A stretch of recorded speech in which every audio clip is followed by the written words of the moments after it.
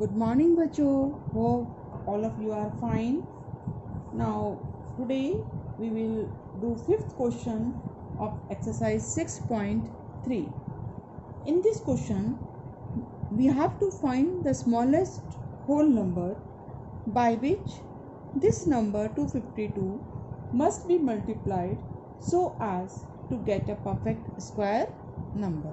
इसका मतलब यदि perfect square number नहीं है तो सबसे छोटे से छोटा वो नंबर हमें पता लगाना है जिसको इससे मल्टीप्लाई करें और रिज़ल्ट जो हमारे पास आए वो एक perfect square number. Also find the square root of the square number so obtain. और जो हमें मल्टीप्लाई करने के बाद जो नंबर मिलेगा उसका स्क्वायर रूट भी लिखना है. तो यहाँ हम 252 के प्राइम फैक्टर्स करेंगे. पहले 252 के 2, 1, 2, 6, 2, 63, then 2, 31, 21 and 3 sevens are 21. So we get the prime factors of this as 2 multiplied by 2 multiplied by 3 multiplied by 3 multiplied by 7. Now make pairs of equal factors. So one number 7, it remains unpaired, and to make it in group or in pair we require one more 7. It means this number 252 should be multiplied by 7 to make it a pair of 7. So 7 remains unpaired.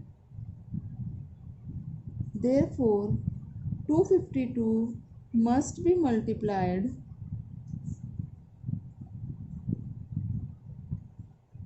by 7 to make it a perfect square.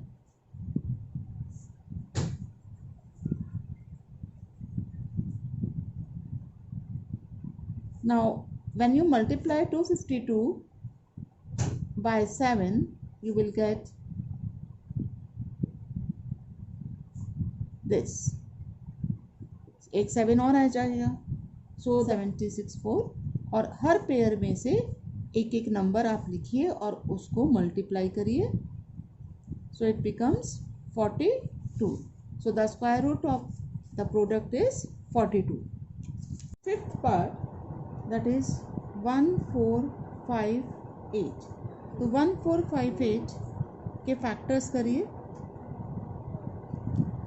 2 से divisible है, unit place पे 8 है. 729. सब digits का सम 18 है, इसलिए ये 3 से डिविजिबल है.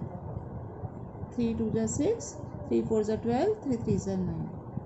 Again it is divisible by 3. 81. Again divisible by 3. Again it is divisible by 3. Now make the groups of equal factor, pair of equal factors. 1 2 3 4 5 6 बार आ रहा है 3. 3 का ग्रुप बन गया, इन दो 3 का ग्रुप बन गया, इन दो 3 का ग्रुप बन गया है. ये जो 2 है ये अनपेयर्ड रह गया है. इसका मतलब इसका ग्रुप बनाने के लिए, इसका पेयर बनाने के लिए हमें एक 2 की और ज़रूरत है. तो हम इस नंबर को अगर 2 से मल्टीप्लाई कर दें तो इसका पेयर बन जाएगा और ये परफेक्ट स्क्वायर नंबर बन जाएगा. अगर कोई 1458 must be multiplied by 2 to make it a perfect square.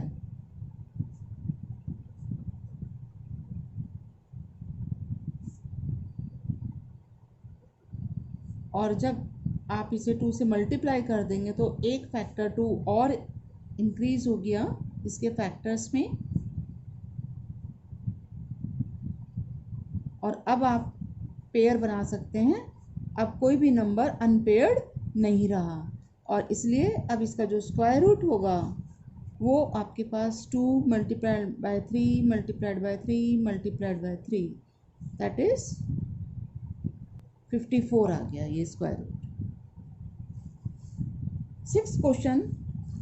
Fifth question की तरह ही है, बस थोड़ा सा डिफरेंस है। 6 क्वेश्चन में हमसे कहा गया है कि इन नंबर्स को हम किससे डिवाइड करें जिससे कि ये परफेक्ट स्क्वायर बन जाए।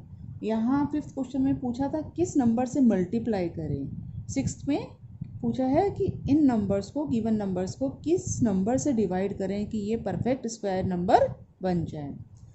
तो यहाँ हम क्या देखेंगे, जैसे फर्स्ट क्वेश्चन सेम है जो 252 था ऊपर हमारे पास, तो जो भी नंबर अनपेयर्ड रह जाता है उसी नंबर से अगर हम डिवाइड कर देंगे तो ये फैक्टर ख़त्म हो जाएगा और ये एक परफेक्ट स्क्वायर नंबर बन जाएगा, क्योंकि जो फैक्टर्स बचेंगे वो पेयर में उनकी पेयरिंग हो पाएगी। सो 252 के फैक्टर्स हमने देखे थे, 2 multiplied by 2 multiplied by 3 multiplied by 7 था। तो अब इसके में 7 अनपेयर्ड है तो it should be divided bye 7, it should be divided bye 7 to make it a perfect square.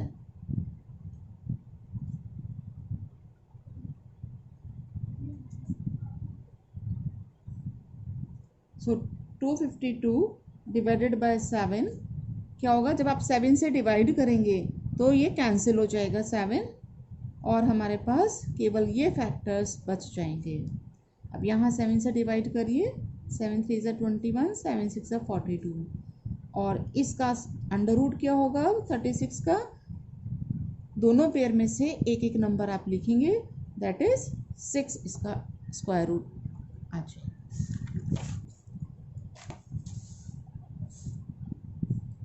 Second part है ये क्वेश्चन 6 का, 2925।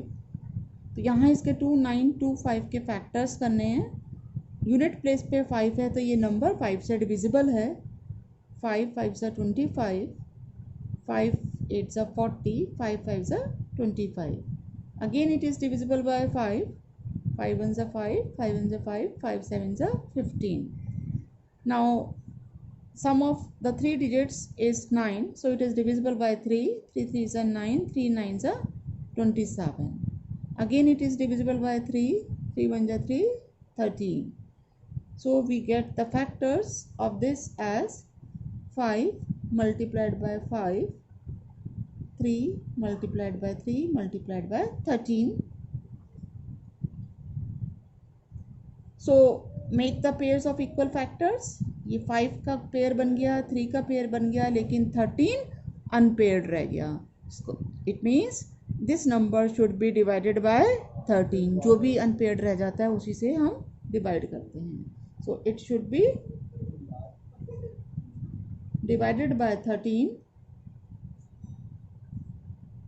To make it a perfect square.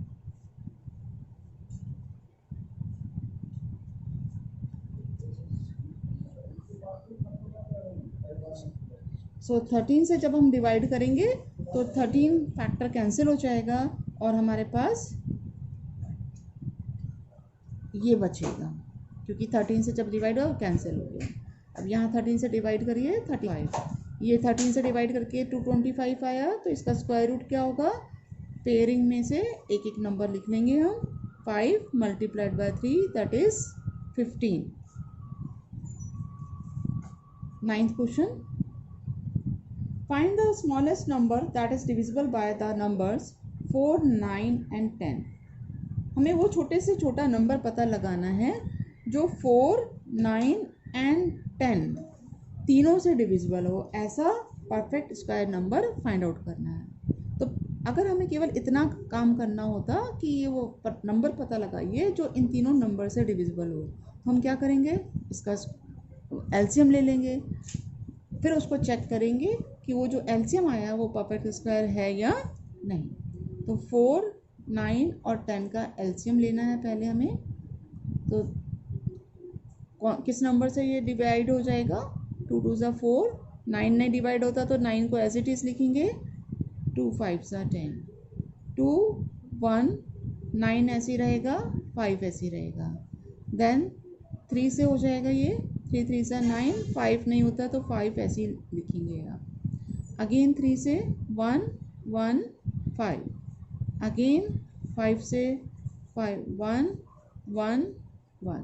So the LCM of 4, 9 and 10 is 2 multiplied by 2 multiplied by 3 multiplied by 5. लेकिन ये जो LCM आया है, इसके जो फैक्टर्स हैं ये पेयर में नहीं आ पा रहे हैं सभी। एक नंबर 5 अनपेयर्ड रह गया है, इसका मतलब इसका जो भी LCM आ रहा है ये वो एक परफेक्ट स्क्वायर नंबर नहीं है। तो इसको परफेक्ट स्क्वायर बनाने के लिए हमें 5 से मल्टीप्लाई करना है। सो LCM विल बी 2 2 ज़ा 4, 4 3 ज़ा 12, 12 3 that is 180. Not a perfect square.